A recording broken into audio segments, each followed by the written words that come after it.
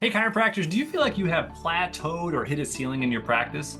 If you're anything like me, I spent about a decade just hitting my head right against the ceiling, and quite honestly, that doesn't have to happen. And so, what I'm going to do today is share a few different tips or strategies on how to break through that ceiling, that thing that's holding you back, so you can have a more profitable practice, and grow your practice, and ultimately just have more fulfilling time. So, anyways, the first thing you need to do is make sure you have the right mentor.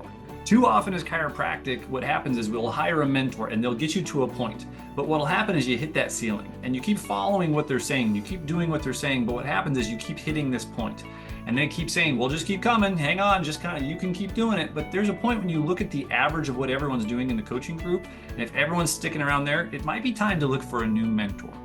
Or what happens is if someone hires a different mentor and they give you hypothetical theories and it sounds good and there's rah-rah on the front, but there's no stake on the back end, it might be time to actually pick a new mentor to actually help you grow your practice.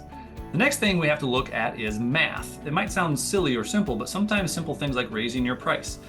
If you actually look at how many patient visits you have over a time, if you are able to raise your fees a certain amount, what happens is do the math on this. That happens to grow your practice.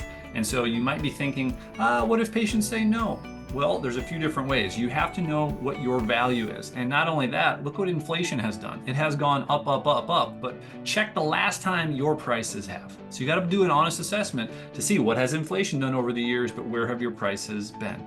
And so if you want to just follow a profitable business to see where it's going, are your prices reflecting of that? Because you and I know we can deliver results. We're good at what we do. And if you think about that, you have to be able to convey that message. And ultimately, that would be another way to grow your practice is making sure that the patients actually accept your recommendations. Because if more people accept your recommendations, they become under care and ultimately they're able to get more results and you can grow your business as well. And so there are a lot of different ways to break through a plateau and ultimately get to that point where it's different. Grow your practice to, again, beyond where that ceiling is. And yet there are other things called niches. There are these things that are just a different breed of chiropractic, if you will. It's something that's unique, it's specific.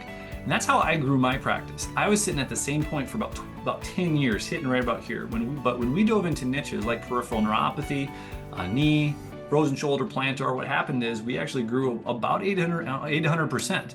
And now it was actually easier on me. I spent less time in my office. I was actually able to spend more time with the patient. I was able to not see a million people a day, which ultimately helped my body, but also the mental component as well. And so if you're looking for a way to grow your practice, break through a plateau with strategies, by the way, from people who are actually in the trenches doing it just like you, go ahead and click the link below for some tips on how to grow your practice and break through to the next level. I'll see you on the other side.